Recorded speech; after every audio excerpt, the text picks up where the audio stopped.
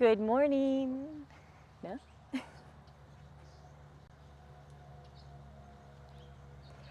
Good morning.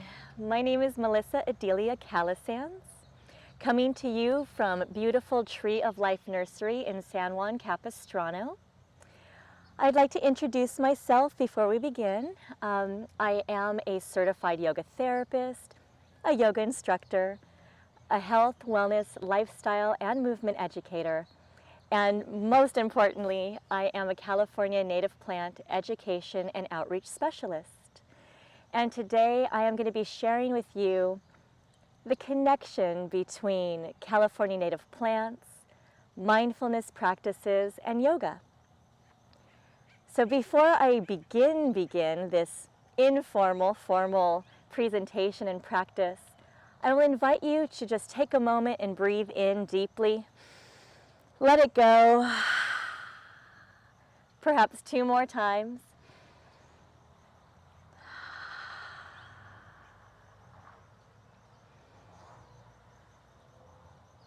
And then slowly and gently become aware of your surroundings. There's no need to look at me throughout this presentation. In fact, I invite you and encourage you to take a look around you. Maybe you're in a room, maybe you're out in your garden, maybe you're in your kitchen. I am fortunate that I'm here on the ground, bare feet and all, surrounded by nature.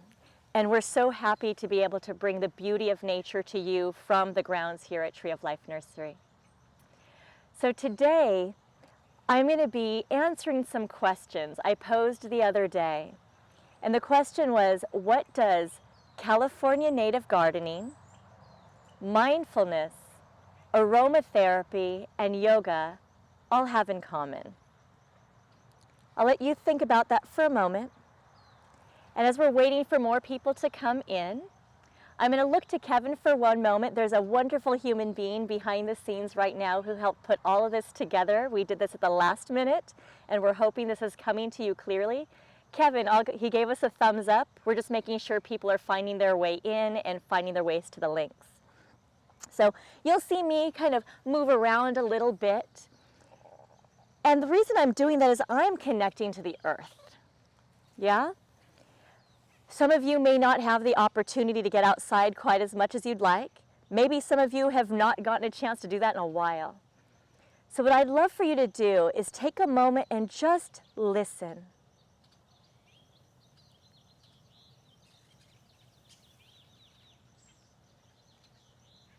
What do you hear?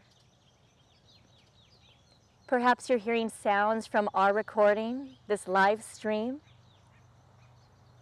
Perhaps you're noticing sounds within your space, your personal area, or maybe beyond any walls that you may have around you. Take a nice deep breath in and invite all those sounds to join you. And as you exhale, make a sound or a sigh. And know that with each exhalation, you're sharing a part of you with nature. The leaves, the plants, the trees, the critters, they all rely on our breath to help create their own energy. They clean this beautiful air that we breathe. When we breathe it in, we're showing our interconnectedness to nature. How incredible is that? And when we breathe in and notice the beauty that surrounds us, perhaps you can look at some of these plants here on the screen, or for those of you who are going about your day right now, see what you see around you and notice what you notice. Take a nice breath in as if you're breathing in all the beauty that does exist on this earth. And let it go as a gift of thanks. And I'm going to sound this little bell 3 times, and you may notice the sounds of traffic, you may notice the sounds of birds, maybe even the crunching of leaves. And the beautiful thing about a mindfulness practice or a yoga practice is that the moment we take the time to slow down, to pause, to breathe, perhaps smile, listen, see, feel, and notice. You might have the opportunity to appreciate all the goodness that resides in you. So take a moment and listen to the sound of the bell 3 times and listen to it disappear into the distance.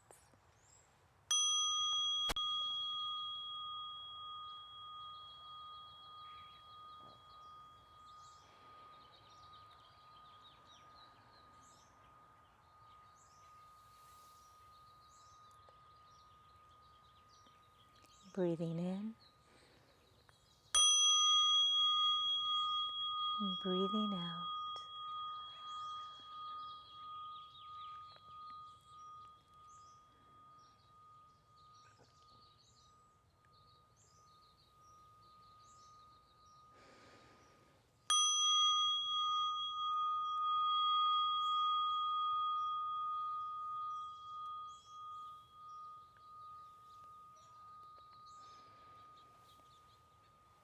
Breathing in,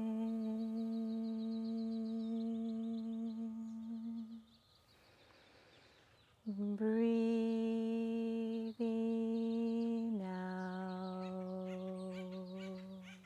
You're welcome to join me 2 more times.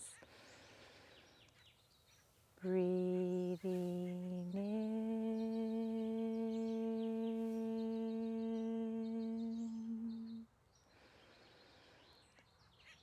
breathing out.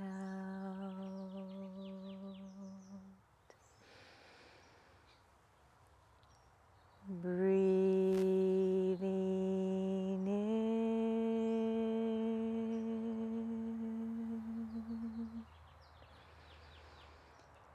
breathing out.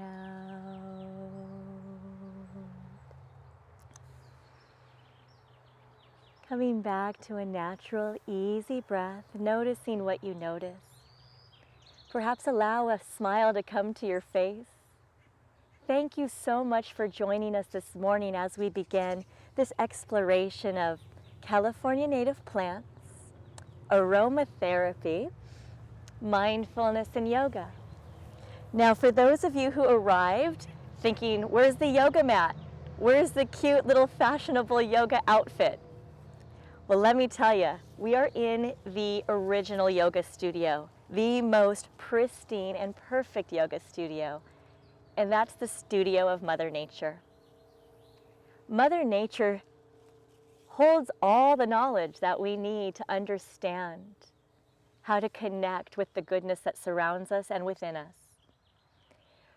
The beautiful thing about California native plants, wherever you may be watching us from California or from places beyond. Every area, every space, every place has its purpose and has its plants and critters and all the good things from the top of soil and beneath that provide us with food and shelter and reminders of how to live mindfully and in unison with the seasons, and how to rebuild or resprout from times that are challenging, whether they be floods or fires or droughts.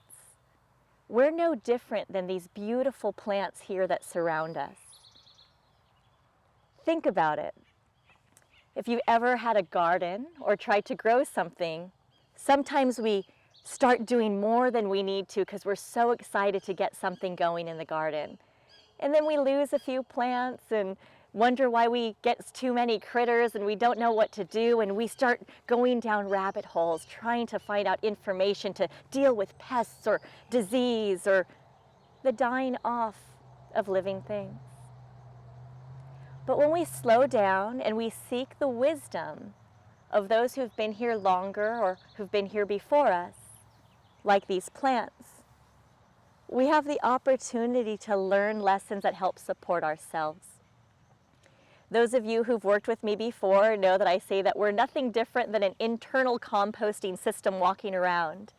And for those of you who are aware of compost, you know that if you put too much of something, things get a little crazy and whatever you're trying to grow does not thrive. So these native plants can teach you these things. They can teach you how to tend for yourself. I often say that the way one tends to their garden should reflect how you would care for your most cherished loved one.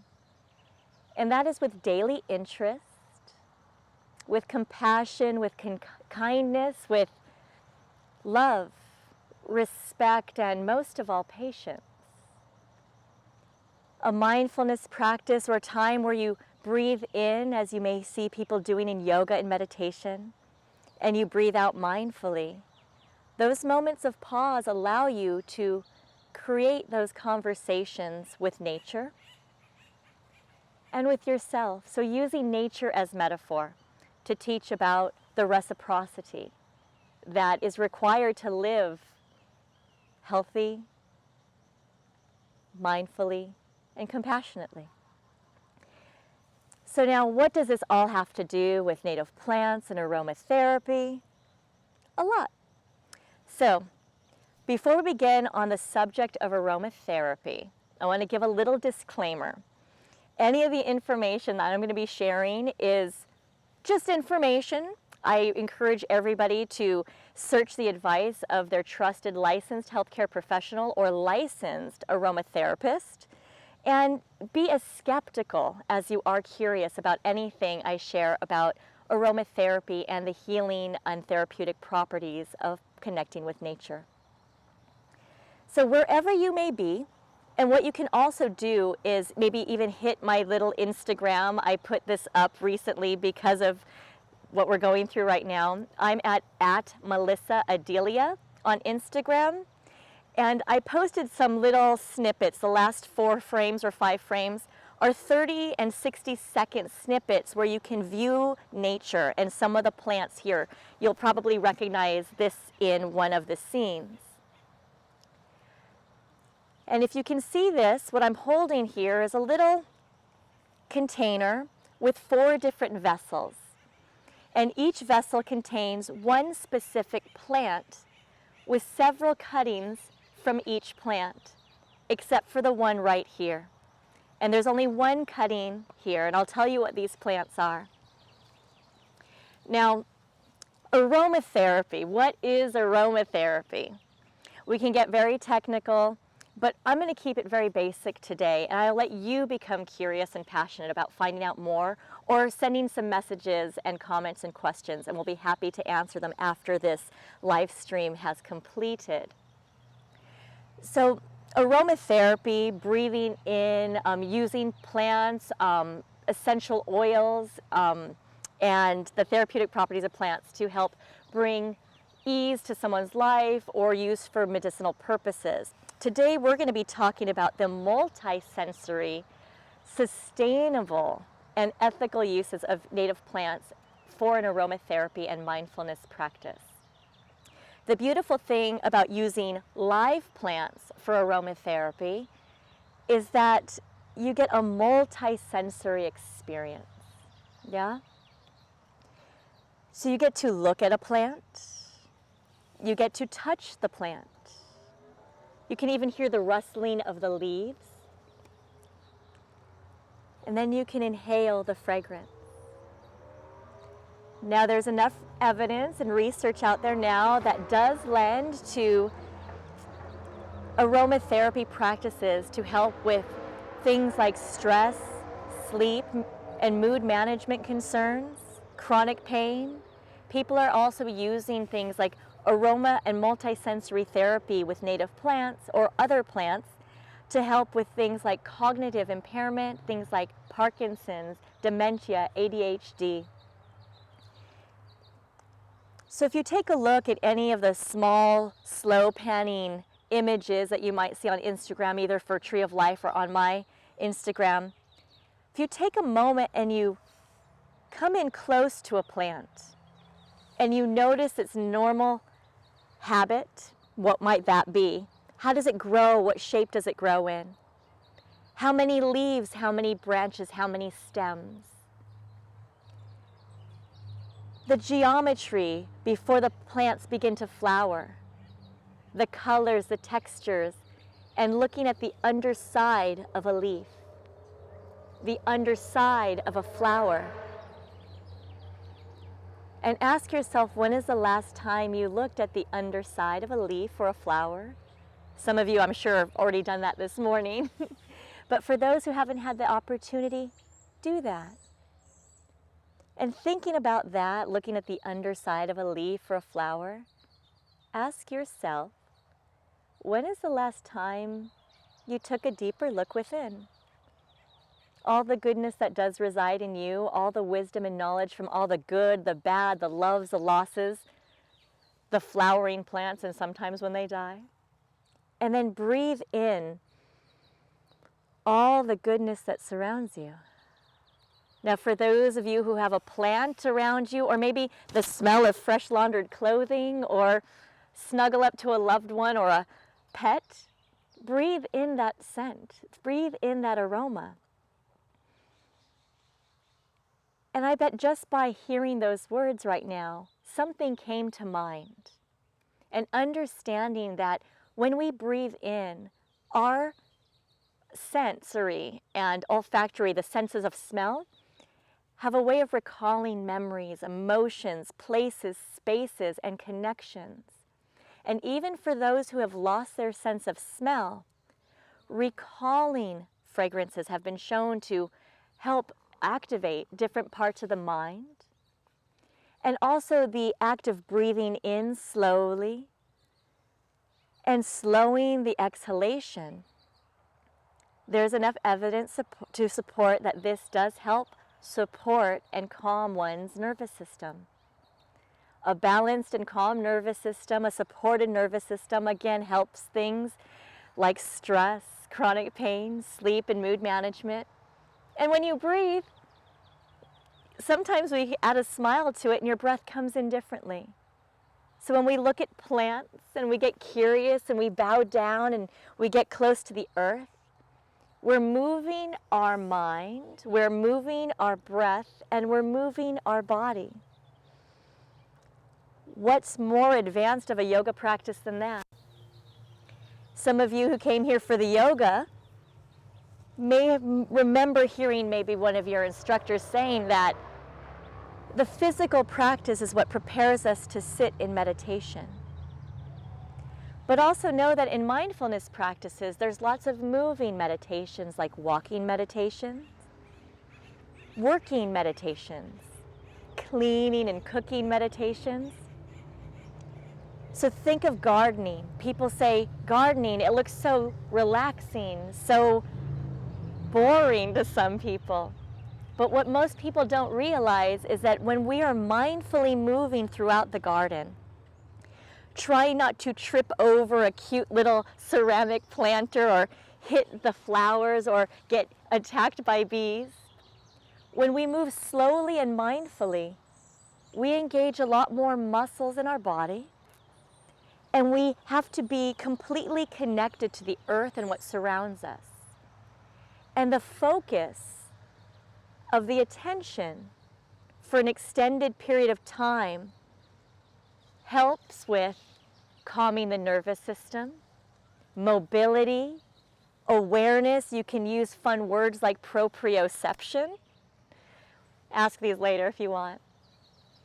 So if somebody thinks that a yoga practice has to be doing upward salutes, forward folds, crazy vinyasa, lion's roar breath, those are wonderful parts of the practice. But the slowing down, the moving mindfully, the connection with the living things upon this earth that help us connect with what supports us and our wellness. There's nothing more yogic than that, yeah? So you'll see that I am kind of going off on tangents here. I don't have a script in front of me. And this is an exciting opportunity for me to teach to a room full of people all over the world that I cannot see. I do not know who's here. But if you can hear my voice, I am speaking to you. And I am so happy that you're here.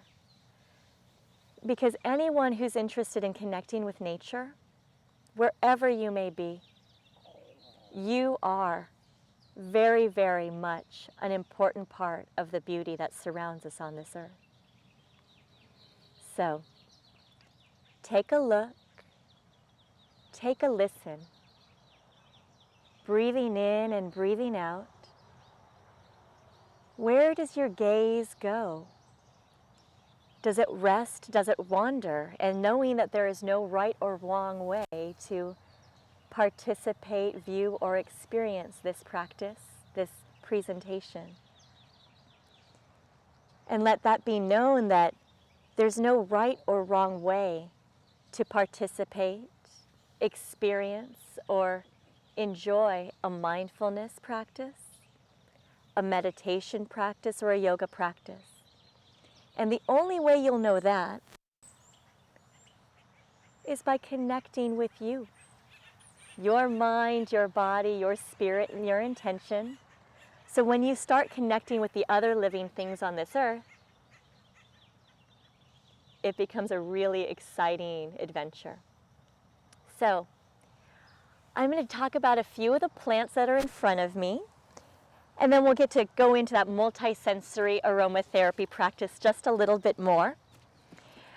Kevin Allison, our amazing propagator and the man behind the scenes here, talk about a yogi. He doesn't even know he's a yogi. And the reason I'm saying that, and he doesn't know I'm going to say any of this, is that he connects with people. And the reason he's able to connect with people is he really connects with plants. He knew exactly where to plop my body down this morning to know where I was going to feel comfortable. I was going to have a smile on my face the whole time, and I'd be passionate about sharing some of this beauty with you. He put me right here amongst the irises and the ribes, the Catalina perfume. I'm going to get really nervous because I'm getting very excited about this plant. For those of you who've been to some of my workshops, you know I talk about the Catalina currant, the evergreen currant. Again, there's so many names for it, but it's the ribes viburnifolium. Did I say it right, Kevin? Yeah, he says yes. I'm okay with writing it down, but saying it, I always get boggled. So this beautiful plant right here, I don't know if you can see it, but you'll look it up or we'll write the plant list down for you later on. If you're interested, let us know. Put it in the comments. Let us know what you want, and Kevin will probably go ahead and put it in the comments. So this ribes right here is a beautiful, dry, shade-loving plant. And for those of you who've seen it, and again, you can come visit the nursery when we open. We are open right now, but we're not inviting people to touch and tickle the plants right now because we don't want to, transmit anything. But what's beautiful about this plant is it is an incredible multi-sensory plant, incredible for a sensory garden, an aromatherapy garden, easy to take care of low-growing ground cover that does great under oak canopies, dry shade. I'm going to sniff it to calm me down right now. Oh boy. So the smell of this, the fragrance of this, the aroma of this, relaxing. It was once described to me as the smell of a fine, lightly chilled glass of red wine while you're sitting out underneath an oak canopy on a hot summer day as the sun's going down. And I always recommend this to people if they have a beautiful outdoor patio space that gets shade, to put it someplace near where you're going to sit on a hot summer day in the shade, and maybe give it a mist as the sun's going down, and sit there with your favorite beverage and a book or a friend and just inhale that beauty. Holy cow. Talk about multi-sensory stress relief. I can't recommend this one enough. So that's our Catalina currant, Catalina perfume. And then for those of you who follow me on Instagram, you see this plant quite a bit. I don't know if you can see me in the frame. But golly, I got to sniff and tickle this one. What I love about this plant, the Lepichinia fragrans, the fragrant pitcher sage, it is such a beautiful multi-sensory plant. When the breeze hits it, it bounces so delicately. Whether it has flowers or not, it has so much interest. The aroma, my husband describes it as kind of guava, pineapple-y, very, you just want to drink it. And in fact, you can put a little leaf into your water, muddle it up. I made a cocktail the other night, and I muddled up with fresh squeezed juices. There's an amazing person you may know from Tree of Life Nursery, Miss Kat Waters, our amazing bird expert. She turned me on to adding some of these plants to my adult beverages at night. She had gifted me some beautiful citrus, and so I figured what better way to honor the gift of citrus than to garnish it with a California native plant sprig. So the Lepichinia fragrans, again, you're hearing me huffing these plants, and there's little delicate, downy, fuzzy hairs on these plants. Kevin will yell the name of what that technical botany term is for the hirsute. What do you call the little fuzzy hairs on this? We're on the spot right now. When I'm connecting with nature, I lose all technical terminology. Somebody type that in, you know what I'm talking about. And then these little bell-shaped flowers, oh my goodness, hummingbirds go crazy over them. So say you have a pet that's at home that needs a little entertainment, plant this near one of their windows and they'll get to see butterflies and hummingbirds dive bombing it throughout the day. So this is an incredible aromatic plant. So again, multi-sensory, touching these leaves. We have so many sensory receptors in the palms and fingertips of our hands that when we connect with our hands, we have a way of also calming down the nervous system. So imagine how many prescriptions you can add in one dose of just looking, touching, smelling, hearing, and experiencing one native plant. Now that's a major bang for its buck there, aromatherapy wise, right?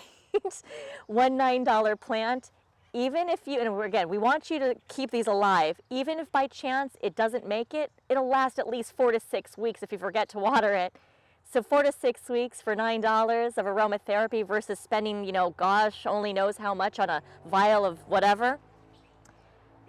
And that's my segue into the ethics of harvesting and experiencing these plants and dealing with aromatherapy, and why I encourage the use of live plants, whether in your garden or visiting a botanical garden or gifting a plant to your friend who has a garden so you can visit it.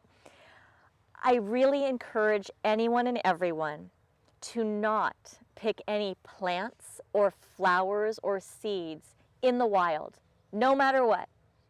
And especially in Southern California right now, because we've had those extended droughts. We also have had fires and floods, and there's plenty of development going on. And a lot of critters rely on specific plants for their food and shelter. And so we encourage people to buy the plants. You don't even have to buy them from Tree of Life Nursery, but we would love to see your beautiful faces. But you can go to the California Native Plant Society's website and find resources to find the California Native Plant Nurseries near you, or even the big box stores that may carry California Native plants.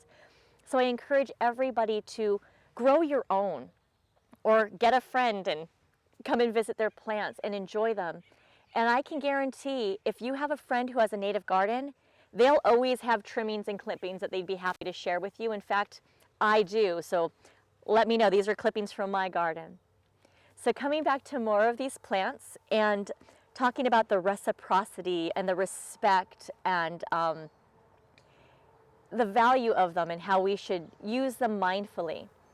When we deal with these plants for aromatherapy when they're live and right here from your garden, most people are familiar with white sage, also known as Salvia apiana. It's known as a sacred sage, and it's used often for rituals and ceremonial uses, and a lot now being used in yoga practices and mindfulness practices. And unfortunately, a lot of people aren't aware of the cultural significance of this plant. And I encourage you to please grow your own, because even if a company says it's sustainable, locally harvested, or ethically sourced, you truly do not know where it's coming from, because there is a huge market for it because of Western advertisement. People are using white sage and now it's becoming poached out in the wild and you don't know truly where it's coming from. So we encourage people to understand and connect with the significance of these plants, and especially when we're discussing cultural appropriation or anything like that. So one leaf from a fresh cutting of white sage is enough for a whole day. Having something this big in my Toyota 4Runner this morning was enough to make my lungs go, holy cow. This is potent stuff. You don't need much. So be kind, be wise. And on that note, I'm going to share a reading that I often share when I teach the ethics of sustainable aromatherapy with native plants when I'm working in yoga studios. It's not even 2 minutes long. And it's from this beautiful book that we carry here at the gift shop Casa La Paz here at Tree of Life Nursery. The book is called Braiding Sweetgrass, and it's indigenous wisdom, scientific knowledge, and the teachings of plants by a wonderful writer named Robin Wall Kimmerer. I'm going to sound the bell once, and I'm going to take a deep breath in, focus on whatever you wish, or continue moving about your day. And I think you'll appreciate this when it comes to our relationship with native plants and any other living thing upon this earth.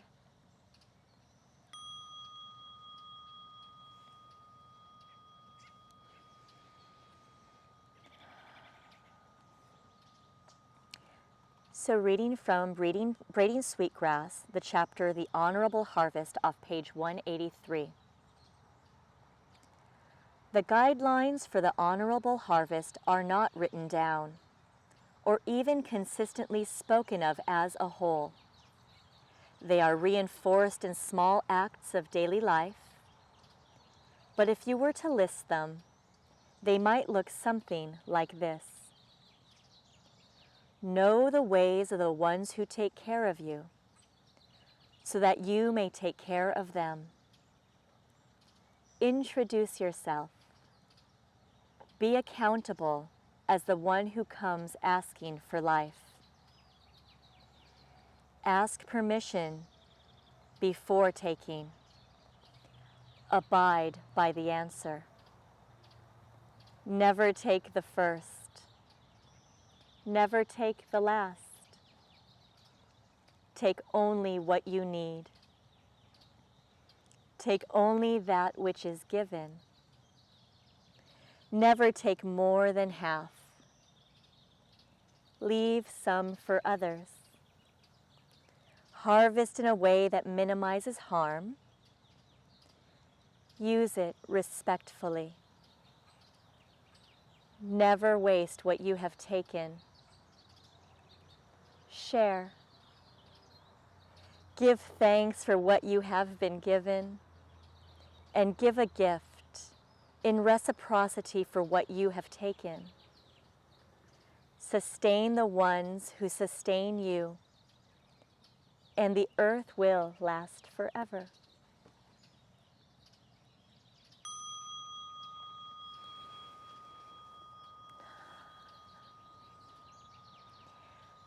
Breathing in,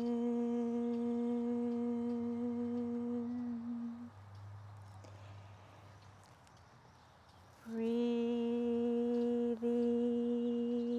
out. Take a deep breath with me if you wish. Maybe stretch or move your fingers, toes, face, fingers, everything. Exhale. And maybe reach your arms out wherever you can. If you have someone in your home, give them a hug. Or imagine you're giving a hug to the beauty that surrounds us here at Tree of Life Nursery. Give yourself a hug. When's the last time you gave yourself a hug? We're going to get a little cheesy here for a second. And then take a moment to look at your hands. This is going to get into the real yoga stuff of it. And the aromatherapy. Now, think back to a time you've touched a plant,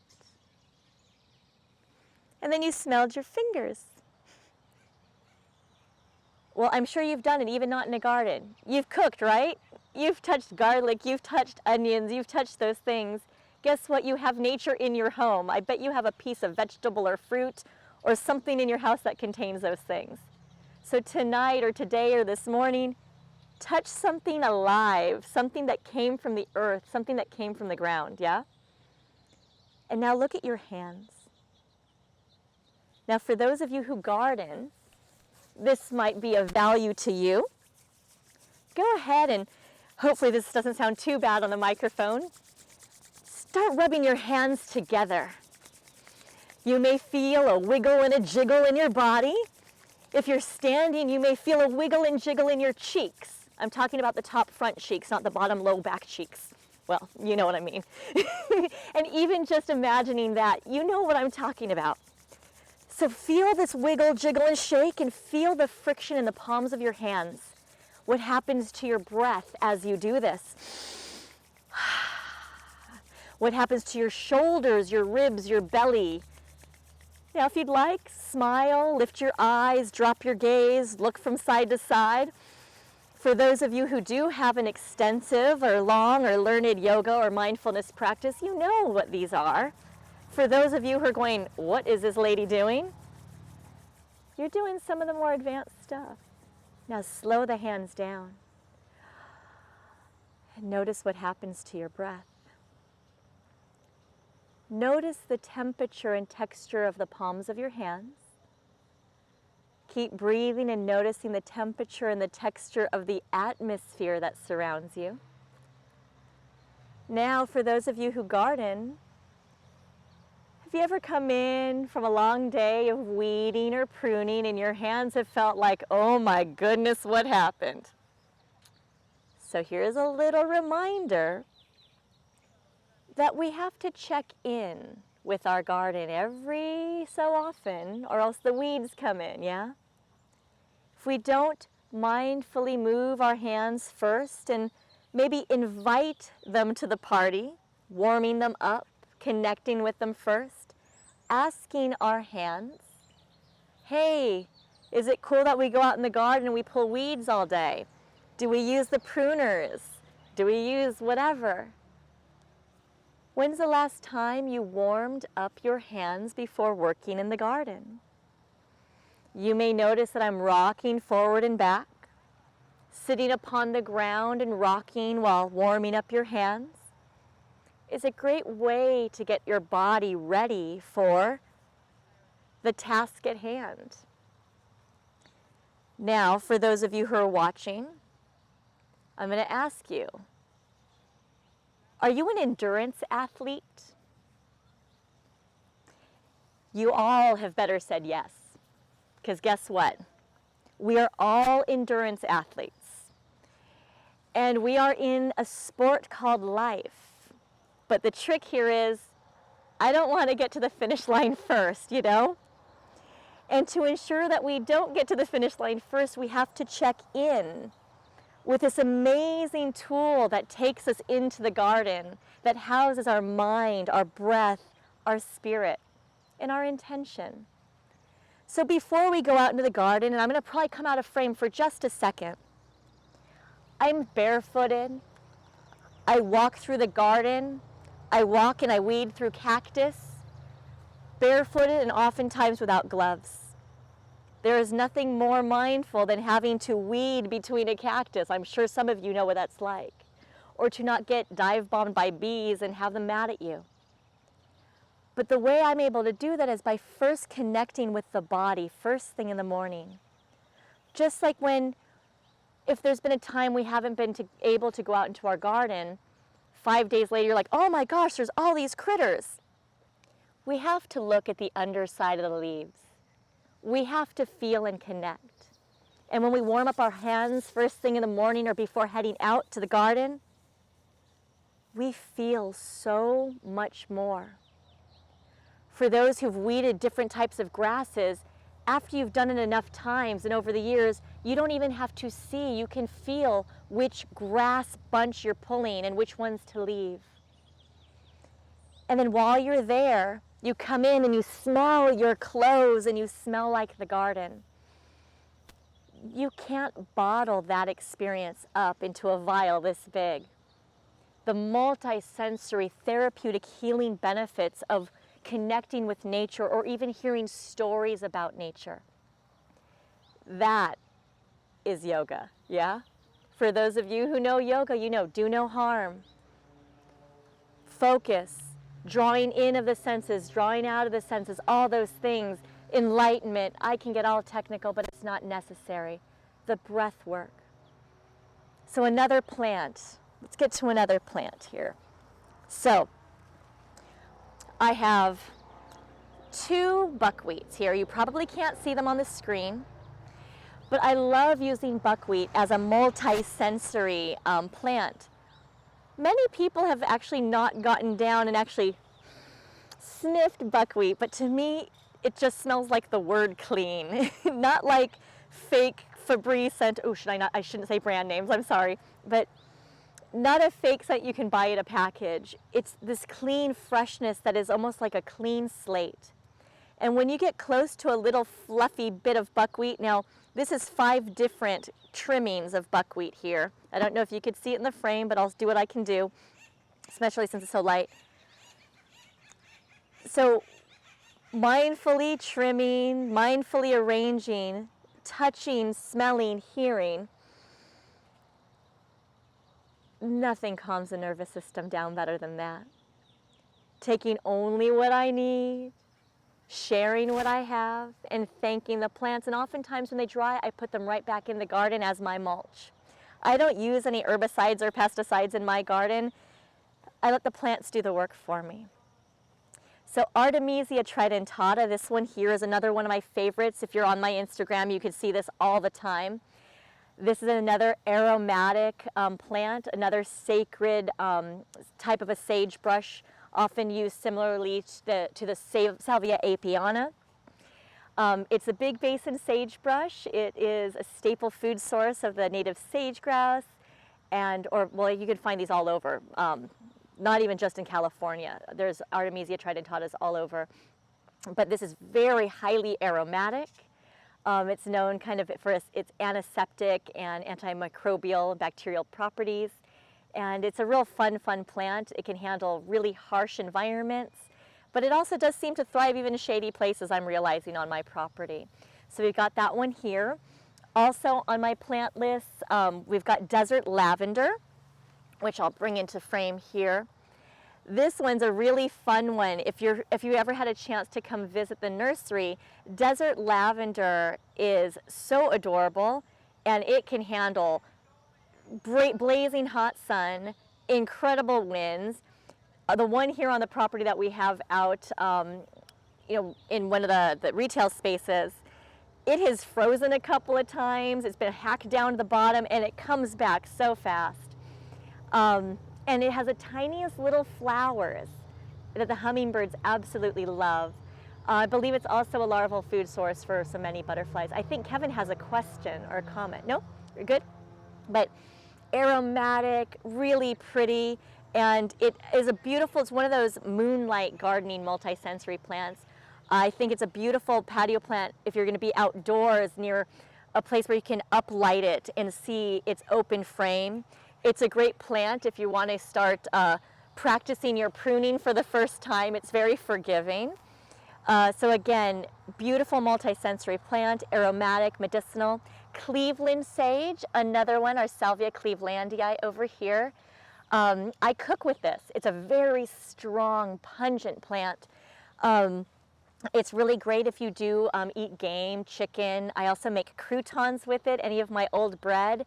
I just put a few of my California native onions and a few leaves of that with some garlic and some croutons, and those do really well. Kevin's getting very distracted by birds, and so am I. Excuse my gaze. So those and then we have our woolly blue curls here. This can be thrown also in a cocktail. It doesn't have to be an adult beverage, but this is great in your water bottle in the summertime. Very sweet and cools you down. And again, with anything, if it's a plant, we always say, check with your physician before taking anything in for medicinal purposes. Let's see, I'm getting off tangent because I'm seeing Kevin seeing all the critters right now. Let's do one more quick little practice here. So wherever you may be, you can sit, you can stand, you can roll around, you can be walking. I want you to take a nice deep breath in and spread your fingers wide.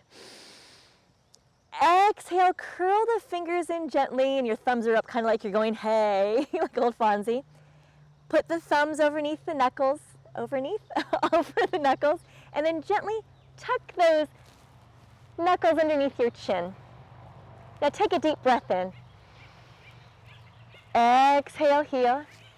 I'm touching the microphone. Another big breath in. And with your hands here underneath your chin, notice where your breath goes in your body. Do you feel a different part of your body expanding? Maybe across the back of your body, your shoulders. Now, lift your elbows just a little bit till the back of your hands are on underneath your chin. Spread your fingers and roll the thumbs back. Keep breathing, maybe do some crazy little jazz hands. Inhale, lift your gaze, maybe slightly lift your nose, not too high. And then slowly let your hands open up to the heavens as your hands fall down by your side.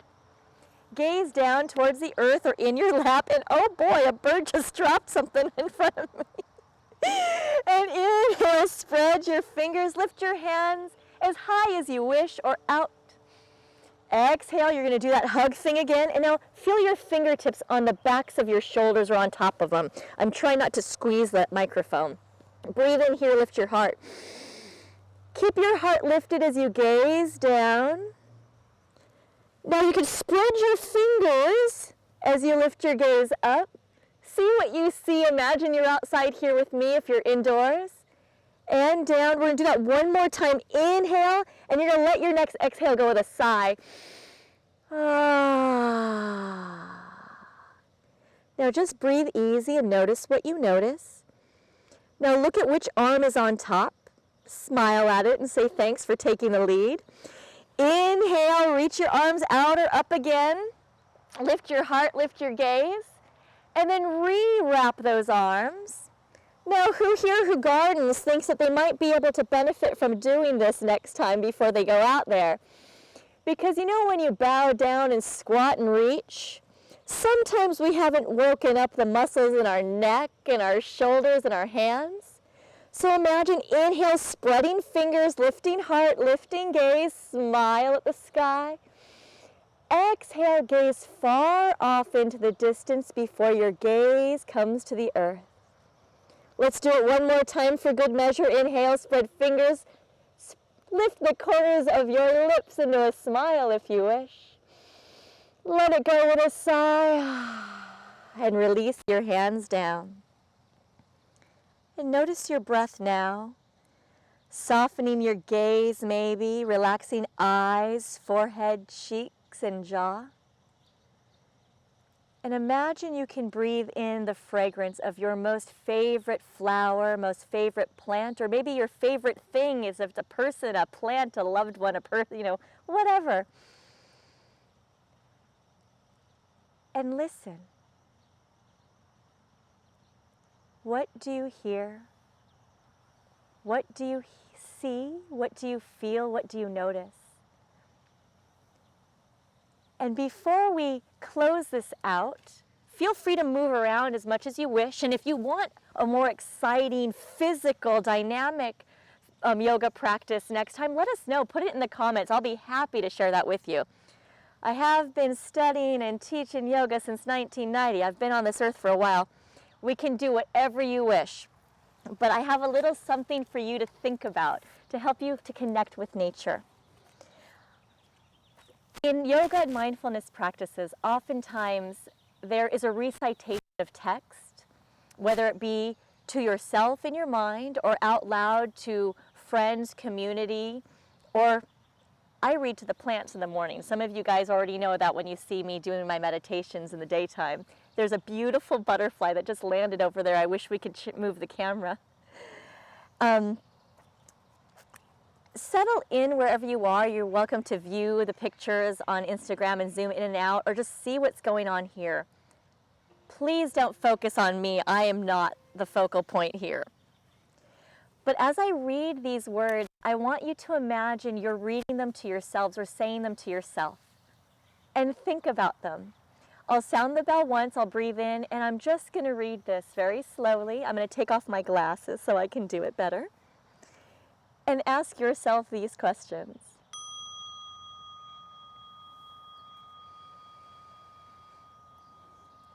What kind of plant would I be? If I were a plant, would I identify with my plant community, with my genus, with my species, or would I be an outlier? What kind of plant would I be? Would I be an annual herb, a wildflower, an herbaceous shrub, a stoic, amazing sentinel tree? What kind of plant would I be? A moss, a fern, a desert dweller, a coastal sagebrush or sagebrush beauty, sage scrub beauty? Would I be an endemic to any particular place or island? What plant would I want to be? Would I have flowers? What kind of leaves? What kind of stems and twigs? Do I have a trunk or branches? Who visits me? Who relies on me for food and shelter? Who do I feed and who do I welcome? Who do I scare away and who do I embrace? What type of sun do I crave? Do I love clouds and rain, sunny days, wind, weather, hail, what? What kind of plant am I?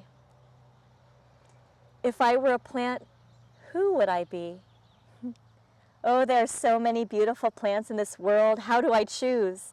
I want to be a bit, a piece, a part, a leaf, a flower, a twig, a branch, a trunk, all of them. What kind of plant would I be?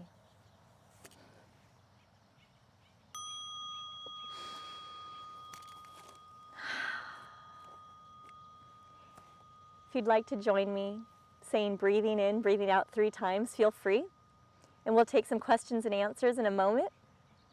So breathing in once and letting it go with a sigh.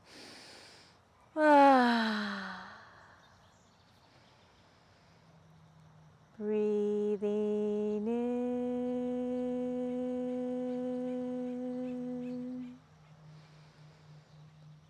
Breathing out.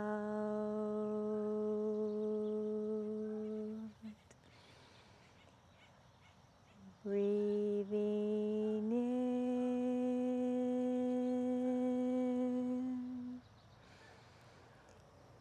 Breathing out again. That was a bee dive bombing me. One more time. Breathing in.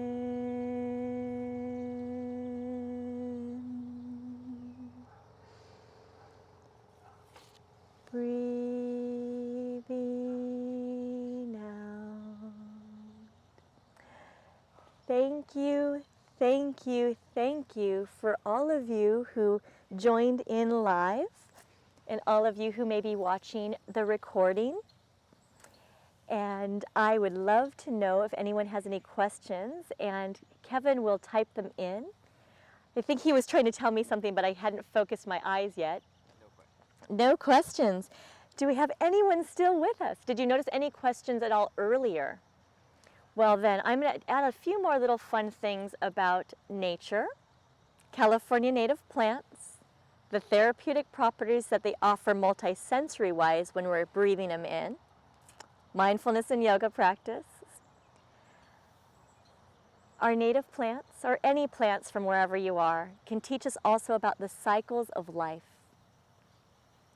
and how we recover from challenges, kind of like with where we are at this time.